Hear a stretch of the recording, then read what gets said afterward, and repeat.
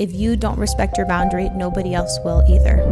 Nobody else is going to prioritize your peace. If someone has repeatedly shown you who they are, believe them and move on.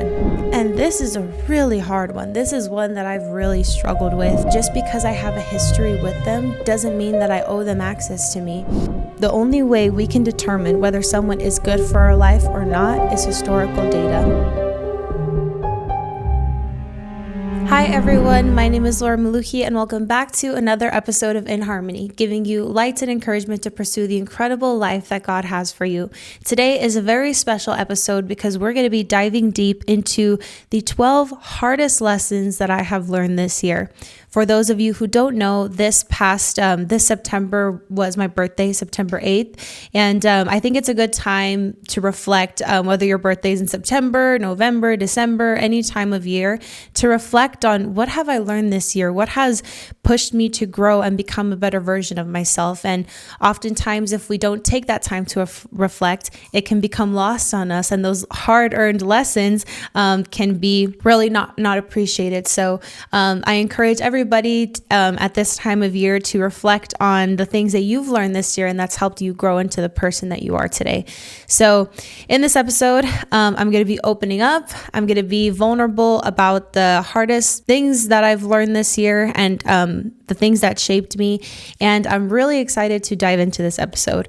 But first, before we start, I just wanted to thank everybody for supporting In Harmony this year. For those of you who send me messages, who come up to me and tell me an episode that you liked or something that you really appreciated or a guest that you really liked, it truly means the world to me. And we're trying to do something different in our community and obviously throughout the world, because this podcast is being watched by people, in different parts, not just in El Paso. So I just wanted to thank you so much for your support. And I hope that you all like and subscribe and consider sharing this episode with a friend. Without further ado, we'll go ahead and get started. So the first hardest lesson that I learned this year is that it's better to try and fail than to live with regret, wondering what would have happened. It is so easy to let our purpose be taken from us, but don't let anyone deter you from your purpose. Protect your purpose and don't convince yourself out of something you know you need to do. So I ask you, what is that thing that you know you need to do today, this week, this year? A goal that you've set for yourself that you've maybe been distracted and you've let go, or you valued the opinions of others versus what you know in your heart to be your true purpose in life. What is that thing that you know you need to do? And are you willing to let regret have a seat at your table if you don't take that action? If you have traveled off of the course of your purpose, it's okay to get distracted, but we have to find our way back to it. Follow your purpose and protect it. This has kind of been a big one for me because I think it's very hard for us as humans to not value the opinion of others. I don't know if it's because we're designed to be parts of tribes or groups or whatever it is, but if you're anything like me, sometimes it's really difficult to take that step that you know you need to make, even if it's going to upset some people. And that could be hard. But what I found from this year is taking these steps that I know I've needed to make, maybe in terms of my friend group, in terms of family members, in terms of my professional life, in terms of my relationship, is that I would rather try something that I know I need to do and fail at it than live with regret knowing that I never said that I never did that I sold myself short and didn't even give myself the chance to see what fruit could have come from that. So don't give regret a seat at your table. It's better to try and then fail than live with regret wondering what would have happened. The second lesson, huge lesson that I learned this year is that life is a garden. The life you have is a reflection of the seeds you planted years ago. Focus on planting good seeds. A lot of times, if a blessing comes into our life or an opportunity, we can say, oh my gosh, that came out of nowhere. But a lot of times what we may not be aware of is that the life that we have, the opportunity that's presented itself to us, the door that's opened, a lot of times is because of little seeds that we've planted a month ago, 2 months ago, 3 months ago, a year ago, 4 years ago. These things don't just happen overnight. Life is a garden, And it takes planting seeds every day in order to reap that fruit. And the decisions that we make today are either planting flowers in our garden or they're planting weeds. And even though we may not see those flowers right away, doesn't mean those flowers aren't in the works.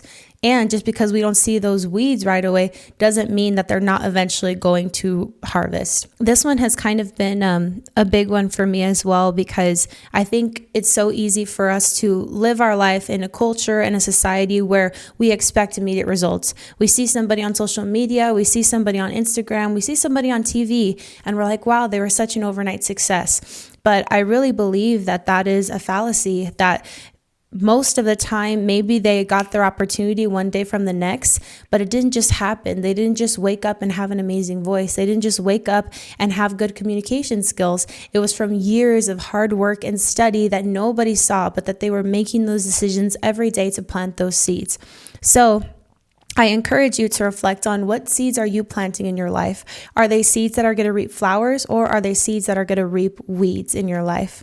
And oftentimes, when you dig up a weed, you can find the source of that weed. So if there's any weeds in your life, I encourage you to reflect on it and say, where did this weed come from? Maybe it came from a traumatic experience that I had in my childhood that led to me acting in certain ways that has given me all these weeds in my life, all these bad relationships, all these bad, these stressors that I'm facing. A lot of times the weeds in our life can be tracked from decisions that we made 1 year, 2 years, 1 month, 3 months ago. So just because you don't receive the results right away doesn't mean that they aren't in the works. And the seeds that you plant today will reap a harvest for good or for bad in our future. So focus on the seeds that you're planting today. And the third lesson that I also learned a little hard this year, don't live your life for the opinions of others. Something that I've really learned this year is that people forget things really fast. And I'm the same, for good and for bad. Sometimes you go above and beyond for something or for somebody, and you think, oh, they're going to really appreciate it and you're going to really recognize it. But when something goes wrong or when you make a mistake, it almost feels like everything that you had done before was almost washed away. And that's okay. That's normal. That's how we are as humans. So it's not something to get upset about, but it's something to recognize so that when it happens, we don't take those things personally. And that's something that I've really learned this year. And on the flip side of that, it can also be a good thing that people forget things really quickly, because when you do make a mistake, when you do mess up, when you do look stupid, when you do feel embarrassed, sometimes we think my life is over, everyone's going to remember this for the rest of my life, but that is almost never the case. People move on, people forget things, they're on to the next thing from one day to the next. And just think of a pop star or a rock star that was super big during their time and the impact that they had, but do we remember those people today? And if we do we think about them every day? Do we think about the mistakes that they made, their imperfections? No, we're focused on our life and the next pop star that's coming up and coming. So don't put so much pressure on yourself to live for the opinions of others, because oftentimes the opinions of others are fleeting and people forget things for the good and for the bad. If you live your life waiting for others to validate or recognize you, you're always going to be disappointed. Don't place your value in how much the people in your life value what you're doing, because you will always feel devalued. That's another big lesson that I've learned this year, is that sometimes there's a step that we need to take in our life, and we'll do it, and it's hard, and we're battling our insecurities, our thoughts, and then we feel maybe we don't have the support from a family member that we really wanted to support us. Maybe we don't have the support of our friends or our circle of friends or our church group, whatever it may be, and that can become really frustrating, and we can take that personal. But if we constantly live our lives wondering, does this person value me? Does this person think I'm enough? We're never going to be enough. So don't live your life for the opinions of others. Instead, focus in on what you know your purpose is. Focus in on your relationship with God and the purpose that He gave you in your life and the tools that He's giving you today in order to reach that purpose. If we place our value in how much the other people in our life value what we're doing, we will always feel devalued. The fourth lesson that I've learned this year is not to put your focus on the big goal, but to put your focus on the little things that you can do every day to reach that goal. Oftentimes, we think we need a Hail Mary to win the game. We think we need to do something crazy in order to jumpstart that business. We think we need to do crazy in order to find the love of our life. We think we need to do something crazy in order for a certain opportunity to come. But oftentimes, if we just focus on running 3 yards every down, then we're always going to reach the end zone. And that's obviously a reference to football, that we try to do these fancy tricks and these really cool plays and an impossible last minute throw, when if we had just focused on, okay, I have 4 downs. If I just focus on running 3 yards every down, I'm always going to reach the end zone. And that's what it takes in life.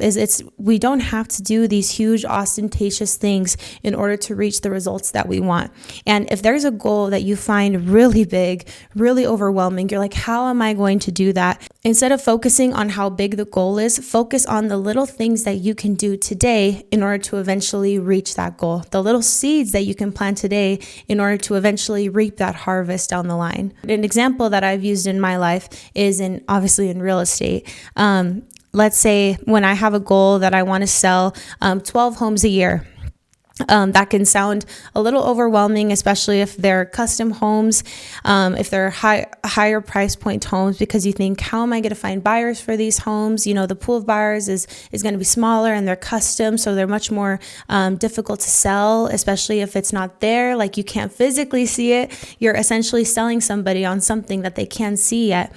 And it's whatever that goal may be in your life. Maybe you're thinking, I really want to get my MBA, but I also have to work to support myself. I want to make $150,000 a year, but I'm only getting paid $15 an hour. Whatever it may be, if you have a goal for yourself, like if your goal is, I want to sell 12 homes a year, okay, then that would equate to 1 home a month. Okay, if I have 1 home a month, then what can I do every day in order to reach that? Well, every week I can strive to do 1 listing appointment or 1 buyer's consultation or 10 hours of open house, or I can try to reach out to my sphere of influence and see if there's anything that I can help them with, if there's any homes that they would like to see. And you'll find that every day there is something that you can do to reach that goal. Because if you have 4 listing appointments a month, the possibility that you're going to get a listing is going to be a lot higher because you focused on doing that action instead of the big goal of selling 12 homes a year. So don't overwhelm yourself by thinking of the long-term goal. Instead, put your energy into, how can I break up that big goal into monthly goals, into weekly goals, into daily goals, so that I could eventually reap that fruit. The 5th hardest lesson that I learned this year is that if you don't set your boundaries, no one will set them for you. And this one was hard for me, and I'm not quite sure why. This year I've been low on sleep. I've been very overwhelmed. I'm very happy. I feel very fulfilled. But I find that the more hours that I work, it's very normal for me to work 6-7 hours a week is very normal for me. And if I'm honest, I hate that. I hate that I do that. And I hate that I do that, but I still do it. It really frustrates me, and it's really something that I want to work on. And what I'm finding is, like this client needs to meet on Sunday, or this needs to happen on Sunday, or I need to do this many open houses. And either my boss really needs this done, or my client really needs this done, or my team really needs this done. So I'm going to do it. And what I started to find is the more time that I worked, it was almost like a hamster wheel. It was almost like a rat race where I feel like I have more work now than ever. And I feel like I have more responsibilities now more than ever. And, I'm very grateful for that. I don't think that's a bad thing. And I love my job and I love what I do. But what I found is that I feel like I'm trying to quench my thirst by drinking coffee, when instead I should be drinking water. I think that the more that I work, the more time that I'll have to rest, because more things are getting done. So that means on Sunday I won't have anything. But what I'm finding is that's not the case. And what I've also noticed is that as I continue to do things, people will continue to put things on my plate because they think that I can handle it. And I came to a point where I was like, oh, but they're going to understand. They're going to see how hard I'm working, and they're going to be like, you know what, why don't you take some time off or whatever it may be? Or, hey, like, I know we don't have to see the home today, whatever it may be. And that's not the case, because they need the job done and they want you to be the person to do it. And that's not their fault. They are just prioritizing what they need, whether it's to see a home, whether it's a floor plan that needs to be sent, whether it's an open house that needs to be opened, whether it's a client that wants to meet because it's the only day that they'll meet. And I've learned that if I don't set that boundary, nobody's going to set it for me. And that's okay. That's not their responsibility to set my emotional boundaries, my spiritual boundaries, my physical boundaries. It's up to me to exercise that. And if I don't do it, nobody's going to do it. So that's another huge lesson that I've learned this year that I hope you can learn through me, is that maybe you feel like your physical boundary is being pushed. Maybe you feel like there's something, you're starting a relationship and there's something that you're not quite comfortable doing. If that boundary isn't set by you, then your partner is probably not going to set it. And it's not their responsibility to set it. That responsibility lies with you. And if somebody is not okay with the boundary that you set for your life, that's okay. But we have to ask ourselves if that person, if that individual, if those group of people are meant to be in our life. Maybe it's a spiritual boundary. Maybe if your faith is really important to you, whatever it may be, but maybe you're in a job where you feel like you aren't able to go to church. You don't feel like you have time to read your Bible, or whatever it may be. Nobody is going to set that boundary but you. And I wish that was something somebody told me. Well, I'm sure somebody told me, but I probably just didn't listen. But yes, I encourage you to reflect on the boundaries that you need in your life, and to ask yourself how strong you're setting your boundaries in those areas. And the next lesson that is tangent to lesson number 5 is lesson number 6. A boundary is only a boundary if it is enforced. So if you set a boundary for yourself, whatever it may be, emotionally, spiritually, physically, if you don't respect the boundary, nobody is going to respect the boundary. It's like if I have a home and it's private property, and let's say it's under construction, right? Because this happens all the time. It's a home under construction. And people will just walk into it. People will walk into it. People will have a party in it. People will leave their trash in it. People are nosy and they want to just go and look at the home, whatever it may be, even though it's not their lots, even though it's not their home, even though it's not their property. So you put a sign on the house that says no trespassing, right? Or, you will face legal consequences, whatever it may be. And if somebody walks into that home, but that boundary is not enforced, what's going to stop them from doing it again? What's going to stop them from bringing their friends next time? What's going to stop them from bringing their friends and family and primos and primas next time and throw a party at that home? Nothing. Because just because you have a boundary, you've set that boundary, you've made that boundary clear, it does not mean that people are going to respect it if it's not enforced.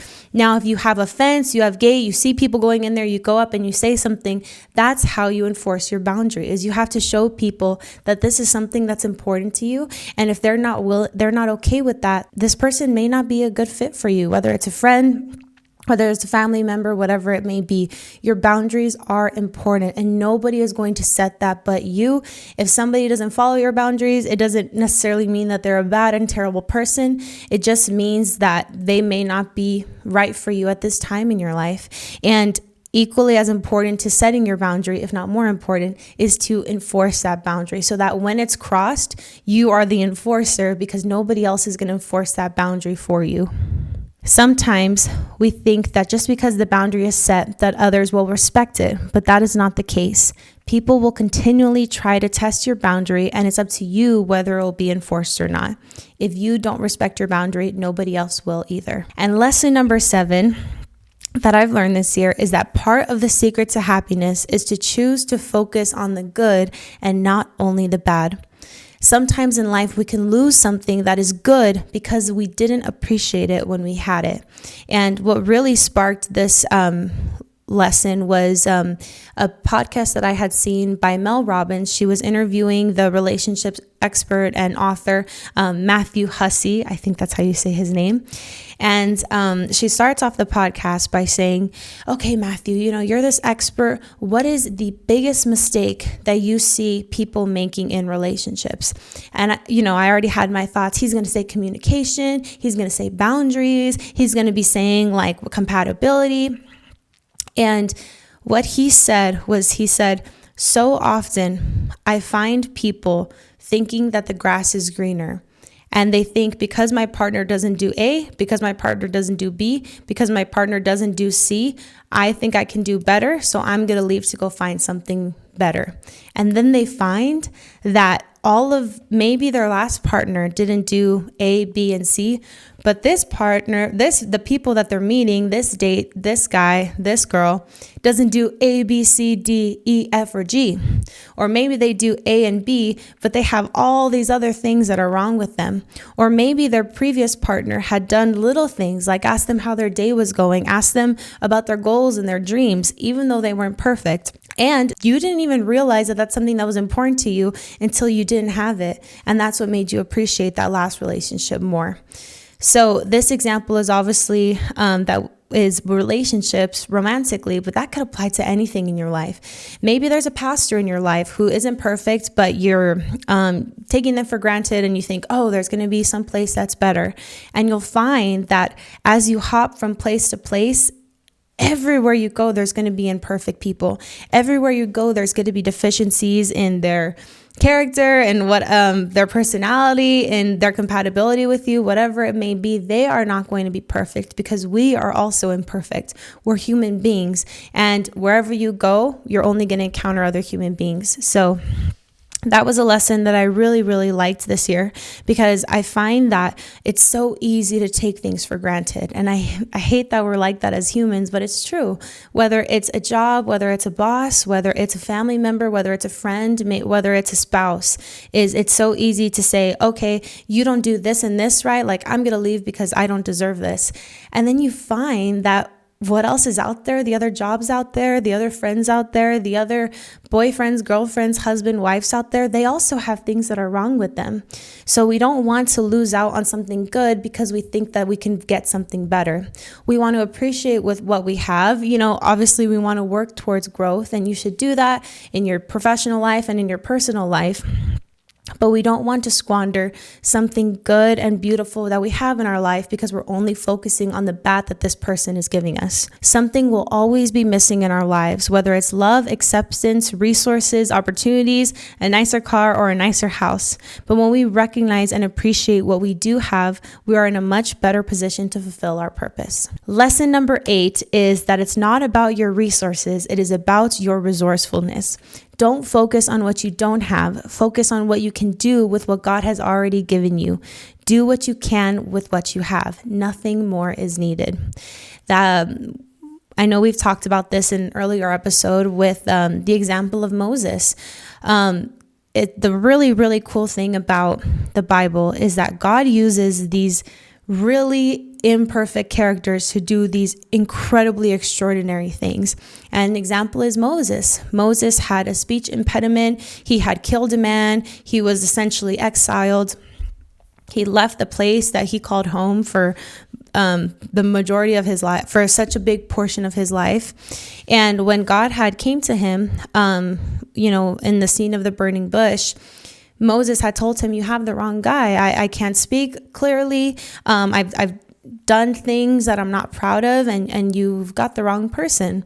But what God asked him is, he said, what is in your hand? And he when Moses threw his staff on the floor, God created it into a miracle. And God said, use this in order to lead my people out of Egypt. God could have given Moses anything. He could have said, okay, you're right. I did make a mistake. Here's an angel. And when people see this angel, they'll believe that I've called you and that you will lead them. He could have done anything, but no, he used what was in Moses's hand. So in life, it's not about our resources. It's about our resourcefulness.